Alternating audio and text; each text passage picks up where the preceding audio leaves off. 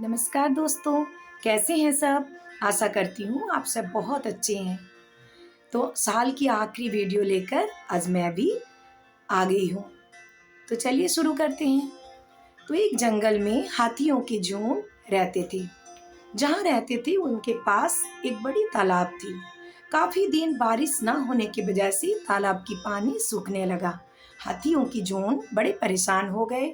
फिर उन्होंने सोचा कहीं दूसरी जगह हम ढूंढते हैं जहाँ आसपास पानी हो। फिर उनको कुछ दिन बाद एक सुंदर सी एक बड़ी सी तालाब देखने को मिला। फिर उन तालाब के पास उन्होंने सोचा कि इसके आसपास हम रहेंगे।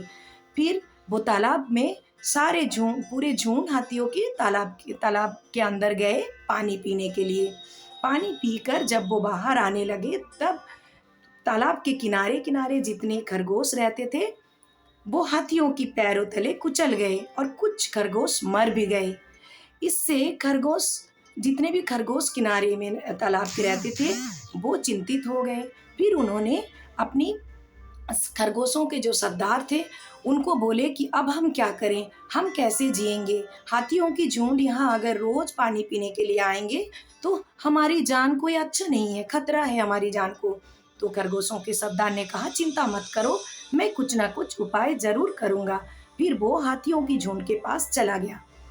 फिर जाके कहा कि मैं चंद्रदेव का दूत हूँ, चंद्रदेव आपसे रुष्ट हैं। तो हाथियों की झुंड ने कहा क्यों, क्या हो गया हमसे?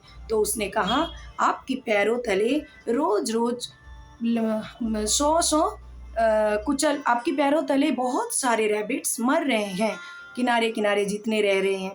तो उन्होंने कहा इसका क्या प्रूफ है कि चंद्रदेव हमसे रुष्ट हैं? तो खरगोशों का सरदार ने कहा आप शाम को चलना तालाब के पास, मैं आपको सबूत दिखा दूंगा।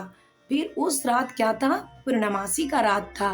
ठीक है, तो जब चंद्रमा की परछाई तालाब की पानी पर दिखाई दी और हाथियों की झुंड ये सब देखे और देखने के बाद उनको विश्वास हो गया कि चंद्रदेव सच में रुष्ट हैं।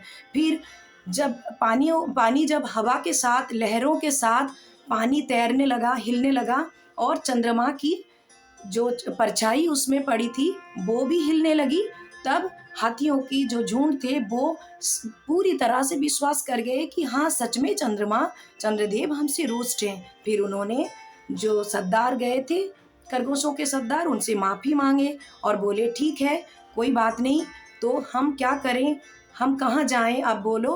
तो सरदार ने कहा उनको कि आप दूर कहीं चले जाओ, इस जगह छोड़कर जहाँ पानी की खोज हो खोज लीजिए और फिर जहाँ और कहीं पानी है उसके आसपास आप चले जाइए, लेकिन यहाँ पे मत रहिए।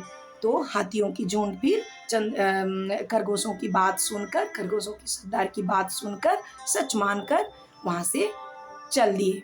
ठीक है, तो दोस्तों इस कहानी से हमें क्या सीख मिलता है कि परिस्थिति चाहे जैसी भी हो हमें घबराना नहीं चाहिए, ना ही डरना चाहिए, ना ही हमें गुस्सा करना चाहिए। हमें बुद्धिमानी के साथ हमारे जितनी भी समस्याएं हैं समस्याओं का हल निकालना चाहिए। ठीक है, और जैसे कि मैं हर ब्लॉग में एक मंत्र बताती हूँ, आज भी मैं एक मंत्र बताऊंगी। ये है धन्वंतरी मंत्र। इस मंत्र का जप करने से ऐसा मान्यता है कि अगर कोई रोगी हैं यानी अस्वस्थ हैं उनके सामने ये मंत्र का 108 बार जप किया जाए तो वो बिल्कुल स्वस्थ हो जाते हैं। ठीक है, तो चलिए सुनते हैं। ओम नमो भगवते वासुदेवाय धन्वंतरय अमृत कलश हस्ताय सर्वमाया विनाशनाय त्रैलोक्यनाथाय श्री महाविष्णवे नमः।